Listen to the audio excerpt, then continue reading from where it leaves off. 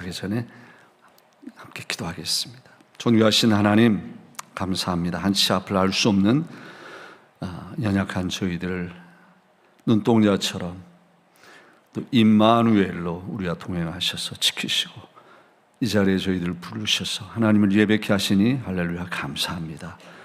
주님이 찾으시는 예배자가 되게 하시고 주님을 기쁘게 해드리는 이 시간 되게 하여 주옵소서.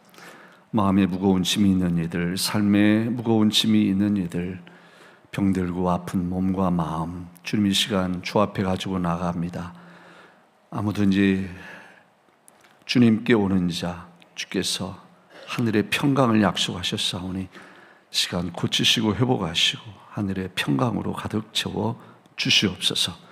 부족한 종 하나님의 말씀을 증거케 하시오니 주님 성령으로 인쳐주시고 또 성도들의 마음을 성령으로 활짝 열어주시고 채우셔서 오늘 하나님의 나라만이 우리 가운데 선포되고 확장되고 하나님의 영광만을 이 시간 우리가 경험케 하여 주시옵소서. 우리 주 예수님 이름으로 기도합니다. 아멘. 아멘. 여러분의 기도에 힘입어서 13일간의 한국 일정을 잘 마치고 왔는데요. 제가 막 들어오는데 우리 전사 한 분이 불이 나게 뛰어오시다가 저와 부딪힐 뻔했어요. 저는 문으로 들어오고 그 문으로 나가는 과정에 부딪힐 뻔했는데 왜 그렇게 뛰어가시냐 그랬더니 제가 자는 줄 알았대요. 그래서 제가 지금 비행기 안에서 자고 있는지 한국에 있는지 오락가락 하는데 설교가 오락가락에도 은혜롭게 여러분 받으시고 은혜 받으시길 바랍니다. 언제나 그랬듯이 이번에도 참 살인 일정이었는데요. 특별히 이번에는 류원현 신학교 총장님 가족 또 박사원 학장 함께한 뜻깊은 여행이었습니다. 땅끝 복음화를 위해서 동역할 수 있는 길이 무엇이 있을까 모색하는 비전 출입의 성격을 가지고 있었고 또 1년 전 아내 수술을 맡았던 의사 선생님으로부터 이제 팔로우업 진단을 받기 위한 일정이었고 출국하기 전까지 요즘 한국에서 일어나고 있는 의료 대란 때문에 선생님을 볼 수 있을까 염려가 있었지만 하나님의 은혜 가운데 잘 진단을 했고 결과도 아주 좋은 결과가 나와서 3개월, 6개월, 1년마다 팔로우업만 하면 되겠다 그런 말씀을 듣고 왔는데 이 모든 것이 우리 예수님의 은혜이고 여러분의 기도의 힘인 줄로 믿고 감사를 드립니다. 바쁜 일정을 몇 장의 사진에 한번 담아봤는데요. 한번 보겠습니다. 롯데 빌딩에서 기념 촬영한 겁니다. 롯데 타워죠. 네. 설교 통역하는 모습이고 네. 신한대학교가 있더군요. 의정부에. 저는 명지 고등학교인지 모르겠지만 네.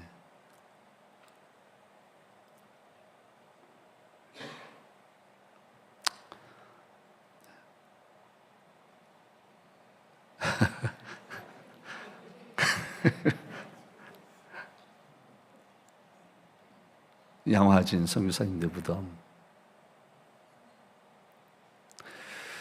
대학 신입생들 캠퍼스 선교사로 파송하는 새벽 기도 장면이었습니다. 네. 저 모습은 한국에 나가 있는 우리 이전 성도들과 함께 저녁 식사를 하고 작년 이맘때 저분들로부터 많은 격려와 사랑을 받아서 저녁 한 끼라도 대접할까 해서 모여서 식사를 하는데 뜻밖에도 이곳에 있는 동안 여러분들도 받은 사랑, 아름다운 추억 이야기를 하면서 감사표를 주고 저와 제 아내의 모습이 담겨있는 예쁜 인형까지 주시면서 뜻하지 않은 이 은퇴 기념식을 치러주었습니다. 그래서 참 감사한 여행이었는데요. 특별히 가슴 아픈 것 하나는 저 자리에는 참석을 못했는데 우리와 함께 신앙생활하고 또 안식년에 여기 와서 함께 또 1년을 같이 예배하고 지냈던 이 친창하 교수 부부 그 가정 최지영 자매가 제 아내와 거의 흡사한 암 진단을 받고 또 수술을 하고 항암 치료와 또 방사선 치료를 받느라 굉장히 힘들어하는 모습, 병원에 신방을 가서 기도해주고 왔는데 참 마음이 아팠습니다. 여러분 생각나는 대로 기도해 주시면 감사하겠습니다. 이번에 한국을 다녀오면서 가만 생각해 보니까요, 제가 슈가로브 한인교회 담임 목사로 소개되는 마지막 여행이더라고요.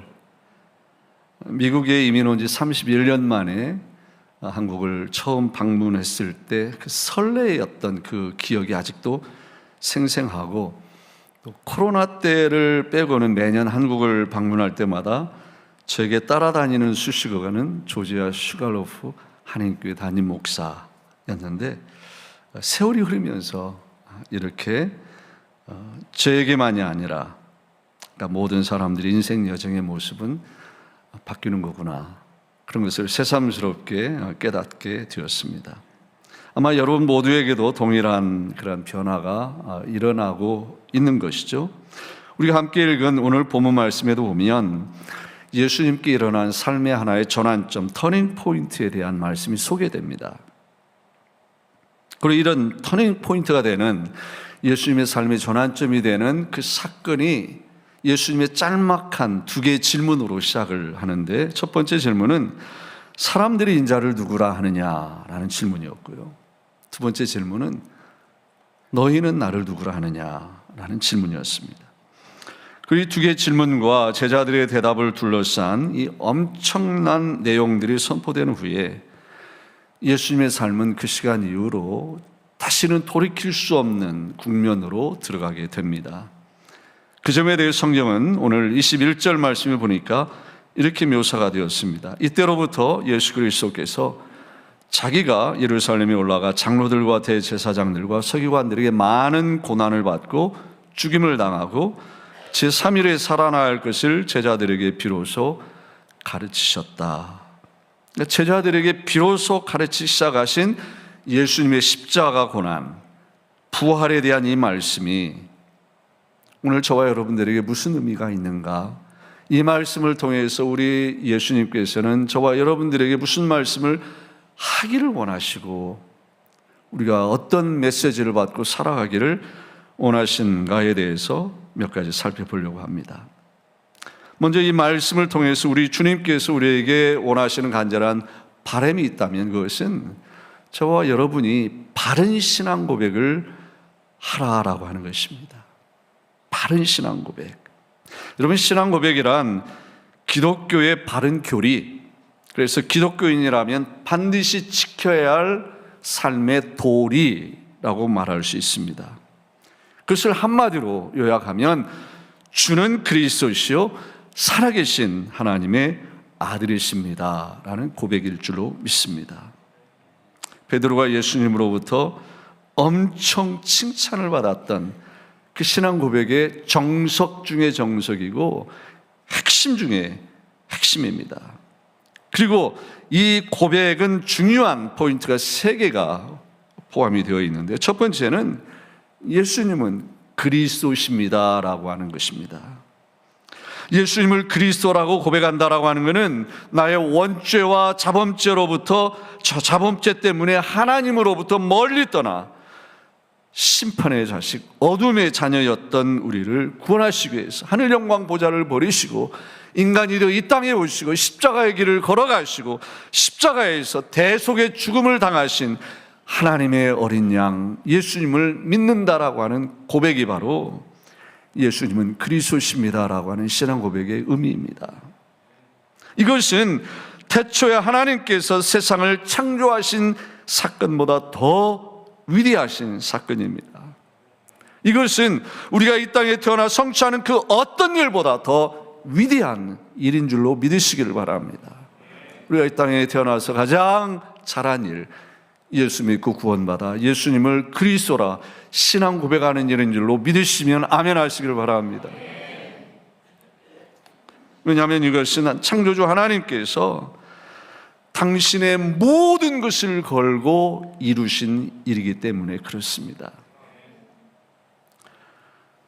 이를 이루기 위해서 하나님은 당신의 독생자를 세상에 보내셨어요. 평범한 목수의 가정에 태어나게 하셨고 지극히 평범하지 않은 저주의 십자가의 길을 걷게 하셨습니다. 십자가에서 심판하시는 하나님의 공의와 용서하시는 하나님의 완벽한 사랑을 우리에게 증명해 보여주셨습니다. 그렇게 예수님은 저와 여러분의 구세주 그리스도 메시아가 되신 것이죠. 바른 신앙 고백의 첫 번째 핵심 요소는 예수님 나의 그리스도가 되신다라고 하는 고백이고, 두 번째는 나의 살아계신 하나님이십니다라고 하는 고백입니다. 살아계신 하나님 예수 그리스도, 그것이 우리의 신앙 고백의 핵심인 것입니다. 살아계신 하나님은 오직 한 분이신 하나님이시고 온 우주 만물을 능력으로 창조하신 하나님이실 뿐만 아니라 전지전능하신 그분이 우리의 삶을 온전히 다스리시고 통치하시고 사랑하시는 아버지이심을 믿는다라고 하는 고백의 내용이 바로 우리 하나님은 예수님은 살아계신 하나님의 아들입니다라는 고백의 내용인 것입니다. 마르크스는 종교는 민중의 아편이라고 했고 하나님은 없다고 잘라 말했어요. 무신론적 실존주의 사상을 대표하는 장폴 사르트르는 고대 하나님은 자연이고 중세 하나님은 교회고 현대 하나님은 인간이다라고 궤변을 말했습니다. 프리드리히 니체는 하나님은 죽었다 말했습니다. 재미있는 것은 그렇게 말하는 사람은 다 죽었는데 하나님은 여전히 살아계십니다. 성경은 하나님의 살아계심에 대해서 이렇게 선언해요. 창세로부터 그의 보이지 아니하는 것들 곧 그의 영원하신 능력과 신성이 그 만드신 만물에 분명히 보여 알게 되나니 그러므로 저희가 핑계치 못할지니라. 온 우주 만물을 보면 하나님의 살아계심을 볼 수가 있어요. 다윗은 이렇게 고백합니다. 하늘이 하나님의 영광을 선포하고 궁창이 그 손으로 하신 일을 나타내는도다. 어떤 사람이 사막을 횡단을 합니다. 가이드와 함께. 근데 하루길을 가고 이제 사막 한복판에서 텐트를 치고 야영을 해야 되는데 이 가이드가 텐트를 칠 생각은 안 하고 사막에 무릎 꿇고 기도를 합니다. 이 여행객이 가이드에게 기도가 끝난 이 가이드에게 묻습니다. 당신 지금 뭐 했습니까? 기도했다고 하니까 누구에게 기도했습니까? 하나님께 기도했다고 하니까 당신은 하나님을 보았는가? 못 봤다고 하니까 그럼 당신은 하나님은 살아계시는 어떻게 아는가? 그런 식으로 꼬치꼬치 비난하며 조롱하며 이렇게 질문을 합니다. 그러니까 이 가이드가 신학자도 아니고 또 여러분처럼 신앙 지식이 많지도 않았는지 대답이 궁색하고 그냥 우물쭈물하고 그렇게 텐트를 치고 야영을 했습니다. 다음 날 아침에 이 여행객이 천막 밖으로 나오면서 이렇게 말합니다. 간밤에 약대가 우리 천막 주위를 왔다 갔다 했네요. 그러니까 가이드가 그 여행객에게 당신은 이 약대가 천막을 도는 것을 보았습니까? 본 것은 아니라고 하니까 그럼 손으로 만져보셨습니까? 만져보지 못했다고 하니까 가이드가 그랬답니다. 근데 낙타가 텐트 주변을 도는 사실을 어떻게 아십니까? 그러니까 여행객이 이 사람아 이 약대 발자국이 텐트 주변을 이렇게 지킨 걸 보면 알 수 있지 않은가?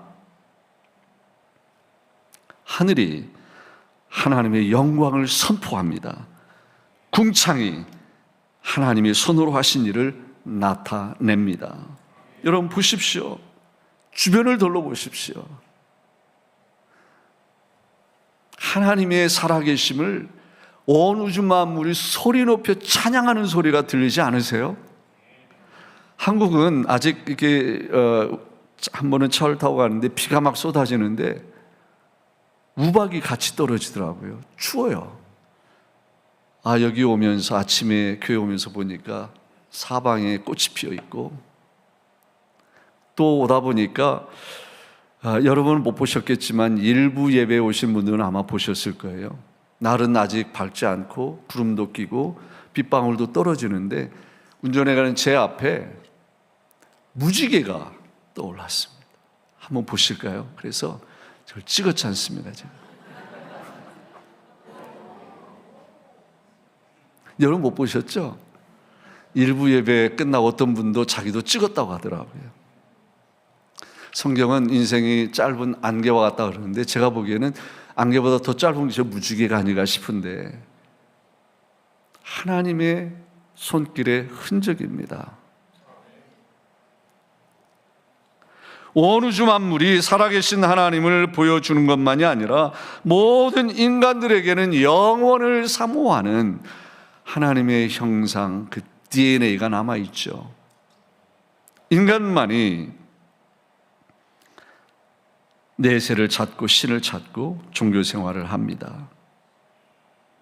정도의 차이는 있지만 인간들의 세계에만 선과 악의 기준이 있습니다.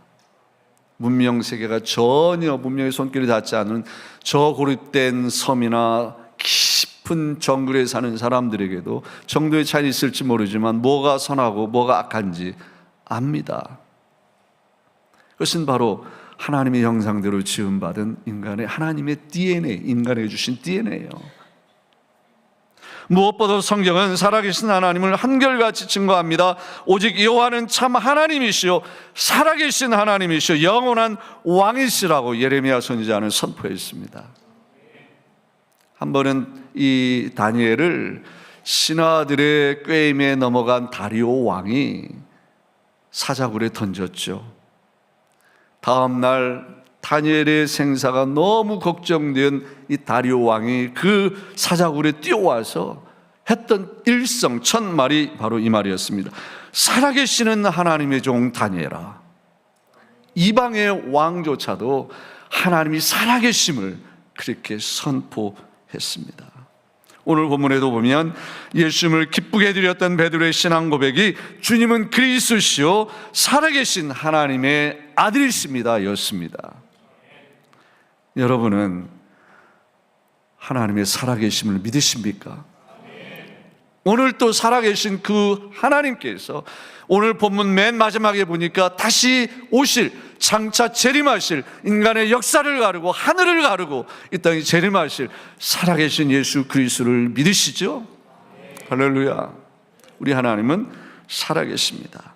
바른 신앙의 첫 번째 요소, 예수님은 그리스도 메시아. 두 번째 요소, 살아계신 하나님의 아들. 세 번째는 예수님과 우리의 관계가 당신과 나의 관계가 되는 것으로 고백해야 된다라고 하는 것입니다. 베드로가 한 고백, 주는 그리스도시요 할 때 이 주는 이 헬라어에 보니까 수, 유예요. 당신, 당신은 그리스도십니다. 바꿔 말하면 베드로가 한 고백 속에는 예수님이 어떤 그분, 누가 말하는 제3자 어떤 그분이 아니라 내 앞에 계시는, 내 옆에 계시는 당신으로서 그는 신앙 고백을 했다라고 하는 것입니다. 여러분이 믿는 예수님은 어떤 예수님이십니까? 여러분과 함께 하시는, 여러분 곁에 계시는, 힘들 때 나를 안아주시고 나에게 힘주시고 나를 돌보시고 사랑하시는 당신입니까? 아니면 누군가 말하더라, 카더라, 우리 부모님이, 내 아내가, 내 남편이 말하던 어떤 그분, 머리로만 이해하는 제3자로서의 예수님입니까? 간절히 바라기는 여러분과 주님의 관계가 당신과 나, 그 친밀하고 정말 인티메트한 그런 관계 가운데 예수님을 고백하는 복된 여러분 다 되실 주 이름으로 축복합니다. 오늘 본문 말씀에서 예수님께서는 우리들이 바른 신앙 고백을 하기를 원하실 뿐만 아니라 크게 두 번째로는 우리의 그 신앙 고백을 우리의 삶에서 살아내기를 원하신다라고 하는 것입니다. 우리의 입으로 바른 신앙 고백을 하는 것 중요하지만 그보다 더 중요한 것은 내 손과 발로, 내 삶으로 그 신앙 고백을 하는 것이 더 중요하다, 그 말입니다. 이 사실을 예수님께 바른 신앙 고백을 하던 베드로의 모습에서 발견하게 되는데요. 바른 신앙 고백을 했던, 그래서 예수님이 칭찬받았던 이 베드로가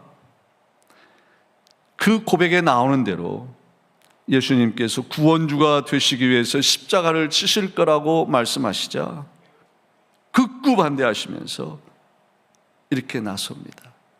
성경에 보면 가나하여라는, 개역 성경에 가나하여, 간절히 뭐 이렇게 요청했다 그런 뜻이겠지만요, 헬라어 원뜻에 보면 그 정도 이상입니다. 심하게 말하면, 우리 식대로 여러분들이 이해하기 쉽게 말씀드리면, 예수님의 멱살을 잡고 한 곳을 끌고 간 거예요. 이게 전혀 이 과장된 표현이 아닙니다. 가나여 간구했다라는 말은 예수님을 그냥 힘으로 옆으로 데려가서 절대로 그런 일을 하시면 안 된다라고 지금 막 목소리를 높이는 그러한 모습이에요. 그 장면을 한번 상상해 보시기 바랍니다. 주여 그리 마옵소서, 이 일이 결코 주께 미치지 아니하리이다. 예수님의 의사와는 전혀 상관이 없어요. 그런 베드로를 예수님은 심하게 꾸짖으셨죠. 베드로 이르시되 사탄아 내 뒤로 물러가라. 너는 나를 넘어지게 하는 자다. 내가 하나님의 일을 생각하지 아니하고 도리어 사람의 일을 생각하는도다 하면서 야단을 치셨습니다. 베드로에게 문제가 무엇인지를 지적해 주신 거예요. 무엇입니까? 하나님의 일이 아니라 사람의 일을 생각했다라고 하는 것입니다.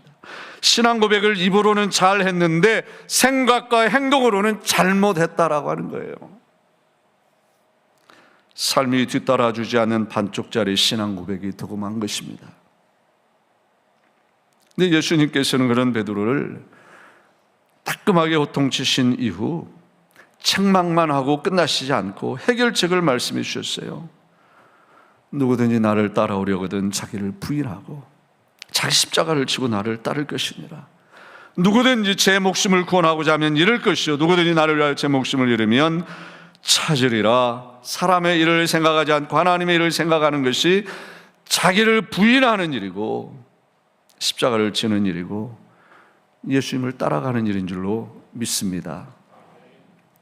이번 한국에 가서 그 의료 대란을 보면서 그 작년에는요 정말 발 디딜 틈이 없이 이렇게 그냥 사람들이 그냥 막 개미떼처럼 왔다 갔다 하던 그 병원 안이 많이 한적해 있더라고요. 썰렁할 정도는 아니지만 눈에 띄게 달라 보였어요. 근데 참 재미있는 거는 만나는 사람마다 말하는 사람마다 말이 달라요. 누구는 의사가 잘못한다. 누구는 정부가 잘못한다. 다 달라요. 그걸 보면서 이런 생각이 들었습니다. 정부에도 의료계에도 국민들에게도 신앙 고백을 하는 크리스찬들이 있을 텐데 말로만이 아니라 그 신앙 고백을, 즉 나를 부인하고 십자가를 지고 예수님을 따라가는 사람의 일이 아니라 하나님의 일을 생각하는 그러한 삶의 신앙 고백을 한다면 지금과 같은 문제가 그냥 방치되다시피 그 사이에서 죽어나는 그런 병든 국민들인데 이렇게까지는 되지 않았을 거 아닌가. 지극히 나이브한 순진한 발상인지는 모르겠지만 그러나 그러한 나이브한 순진하다 바보 같다라고 하는 조롱을 받는 것이 바로 십자가의 길이고 성도들의 신앙 고백의 바른 삶의 모습인 줄로 믿습니다.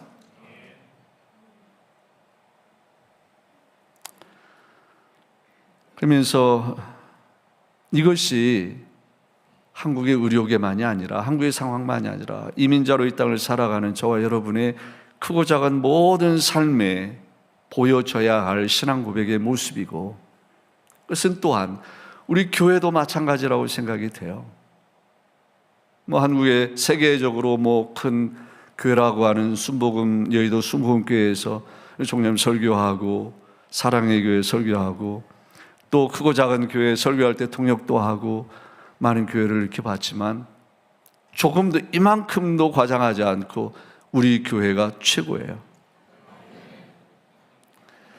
아멘 해주셔서 감사합니다. 일부 예배 때는 뜻밖의 이런 제 선언이어서 그런지 웃으시더라고요. 그냥 웃지요예요. 그냥 웃고 말지요. 네, 여러분 아멘 해주셔서 감사해요. 우리 교회가 최고입니다. 또 와보니까 아직 못 보시, 이쪽으로 오신 분 모르시겠지만 현관에 가보세요. 얼마나 이게 또 반짝반짝 넓은 현관이 마련되었는지 이 자리를 빌어 수고해 주신 집사님 감사를 드리고요. 최고예요.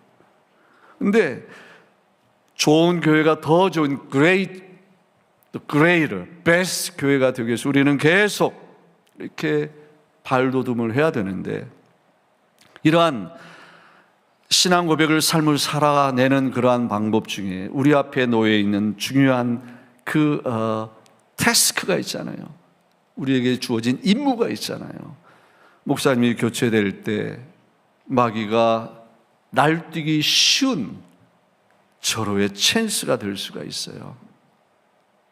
우리의 호불호, 우리가 좋아하는 거, 싫어하는 거 주님의 십자가 밑에 다 내려놓고 주의 뜻을 구하고 한 몸 되어서 주님을 기쁘시게 하기 위한다면 이러한 마귀가 좋아하는 게 아니라 초상집이 되어서 울면서 도망갈 거예요.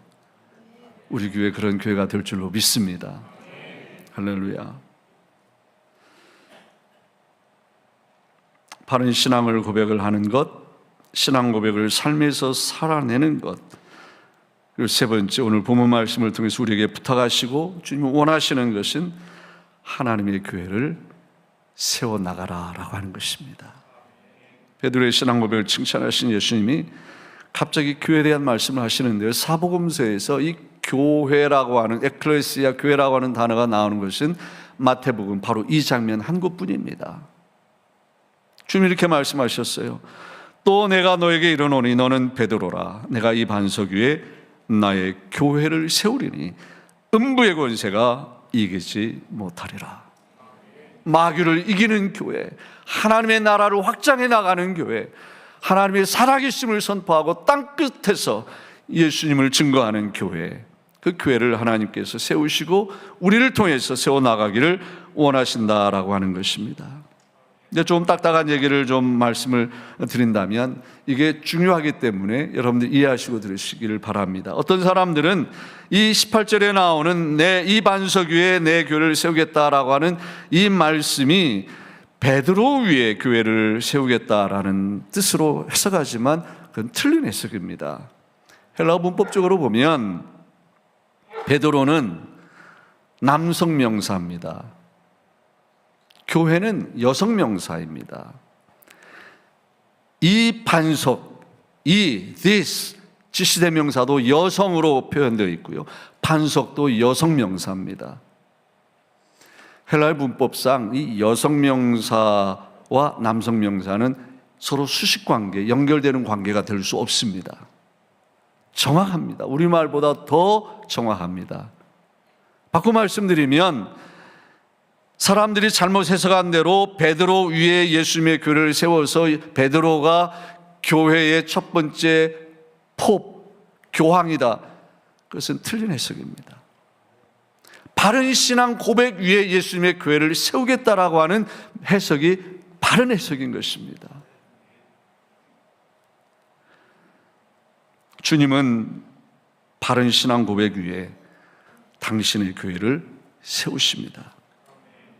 특별히 사도 바울은 이 점에 대해서 굉장히 강조를 많이 했는데 교회론이 대세인 이 에베소서에 보면 성도들이 보낸 편지에서 이렇게 말합니다. 너희는 사도들과 선지자들의 터 위에 세우심을 입은 자들이라. 여기도 그랬죠.